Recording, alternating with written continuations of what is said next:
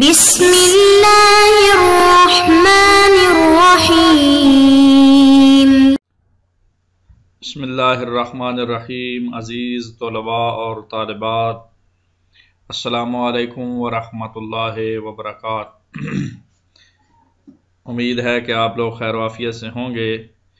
فقہی احکام کا درس چل رہا ہے اور ان دروس میں ہم نے سبق نمبر 12 پڑھ لیا تھا۔ آج سبق نمبر 13 کی باری ہے۔ سبق نمبر 12 میں اس کا موضوع اور عنوان جو تھا وہ بیت الخلاء کے احکام، اور مسئلہ نمبر 54 سے پہلے ہم نے بیت الخلاء کے احکام کو پڑھا۔ ایک مسئلہ اس میں آیا تھا، مسئلہ نمبر 53، وہ بیت الخلاء کے احکام میں تھا۔ اس سے پہلے کتاب الطہارت سے اور احکام طہارت کے مسائل ڈسکس کیے تھے۔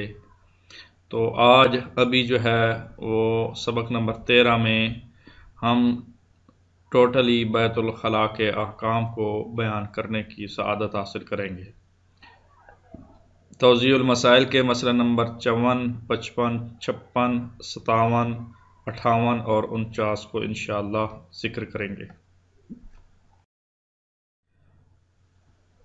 بیت الخلاء کے احکام مسئلہ نمبر 54 کچھ یوں ہے: اپنی شرمگاہوں کو کسی مخصوص چیز سے چھپانا لازم نہیں، مثلا اگر ہاتھ سے بھی چھپا لے تو کافی ہے۔ یعنی چھپانا واجب ہے، لیکن کس چیز سے چھپانا واجب ہے یہ کوئی خاص چیز نہیں ہے، مثلا کپڑے سے ہو یا کسی اور سے ہو، بلکہ ہاتھ سے بھی اگر چھپ جائے تو یہ فقہی احکام کیونکہ ہر دور کے ہوتے ہیں، ہر بندے کے لیے ہوتے ہیں، ہر زمان کے ہوتے ہیں، ہر مکان کے ہوتے ہیں، اس وجہ سے ان کو وسعت پائی جاتی ہے۔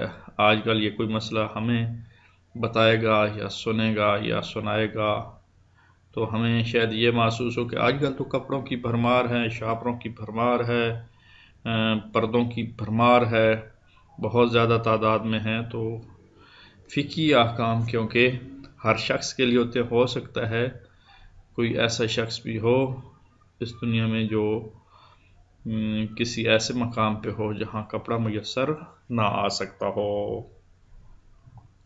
جی تو آئیں مسئلہ نمبر 54 کے بعد مسئلہ نمبر 55 کو شروع کرتے ہیں۔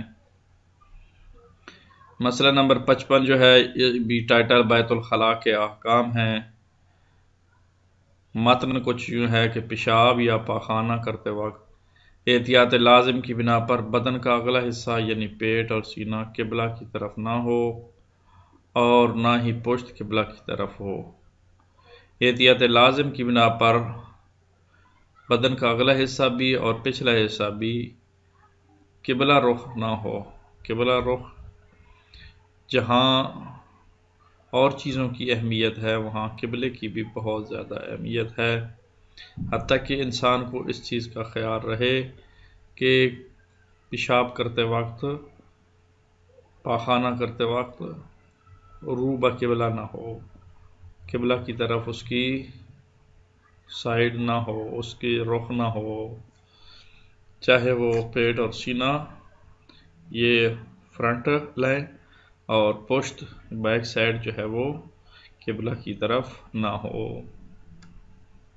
یہ تھا مسئلہ نمبر 55، اور مسئلہ نمبر 56 کی طرف آتے ہیں۔ اور مسئلہ نمبر 56 میں یہ ہے کہ اگر پیشاب یا پاخانہ کرتے وقت کسی شخص کے بدن کا اگلا حصہ روح بقبلہ یا پشت بقبلہ ہو اور وہ اپنی شرمگاہ کو قبلہ کی طرف سے موڑ لے تو یہ کافی نہیں ہے، اور احتیاط واجب یہ ہے کہ شرمگاہ کو بھی روح بقبلہ یا پشت بقبلہ نہ موڑے۔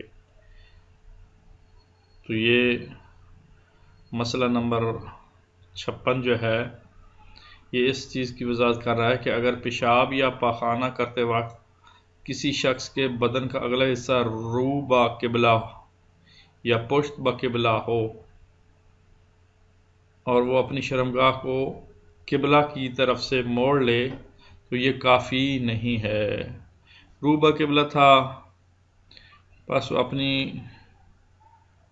شرمگاہ کو قبلہ سے سائڈ پہ کر لے، یعنی رخ جو ہے وہ تبدیل کر لے، یہ کافی نہیں، بلکہ احتیاط واجب یہ ہے کہ شرمگاہ کو بھی رو بقبلہ یا پشت قبلہ نہ موڑے،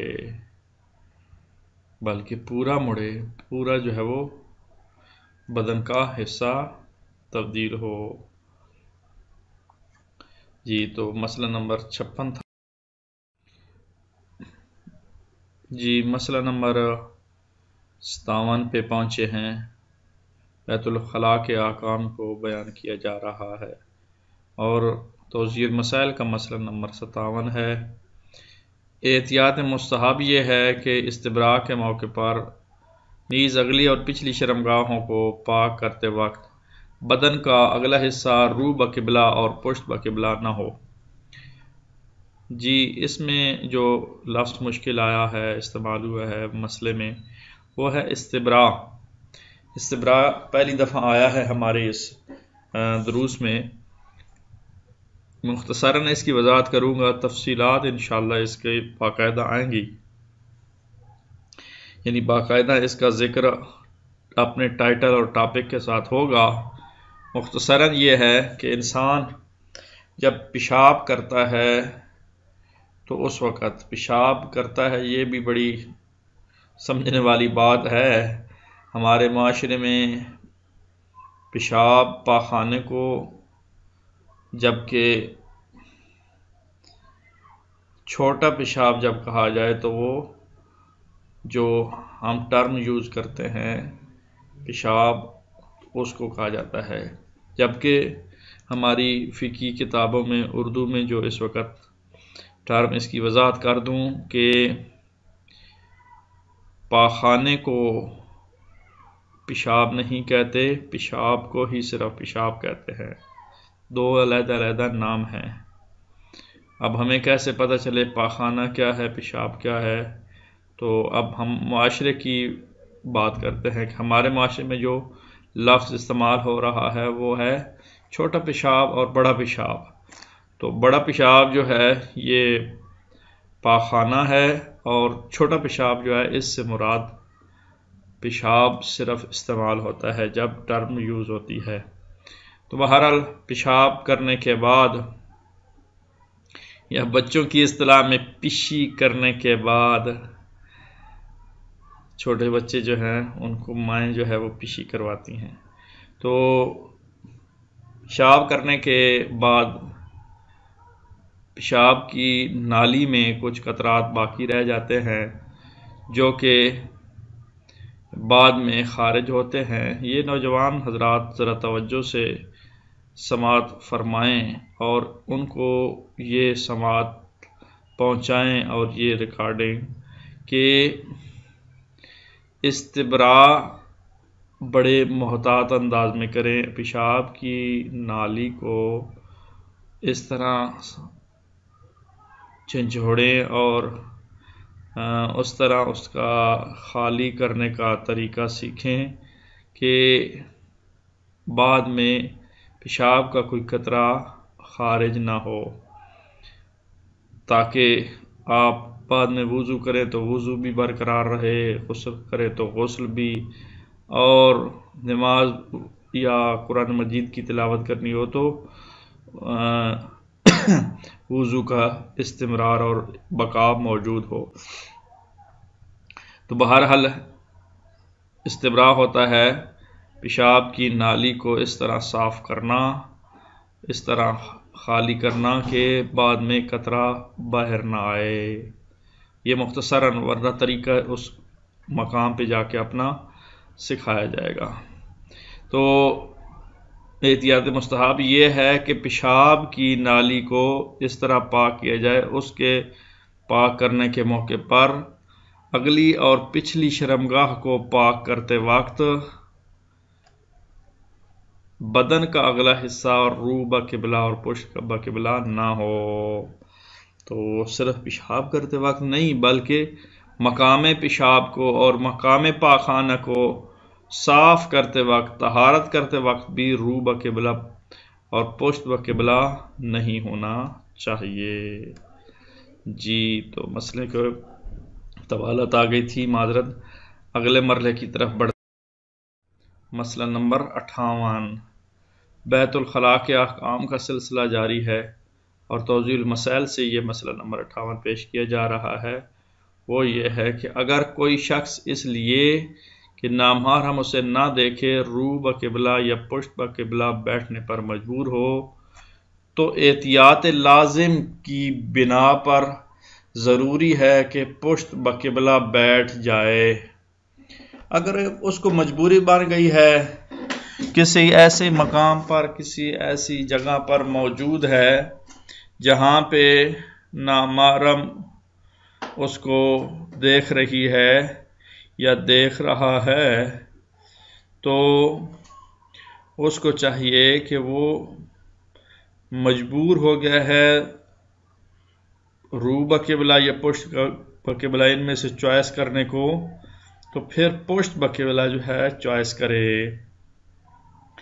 تو قبلہ کی طرف رخ کرنے سے اجتناب کرے، لہذا پیشاب کرتے وقت، پاخانہ کرتے وقت انسان کو رو بقبلہ نہیں ہونا چاہیے۔ اگر زیادہ مجبوری بھی بن گئی ہے تو پشت بقبلہ بیٹھ جائے۔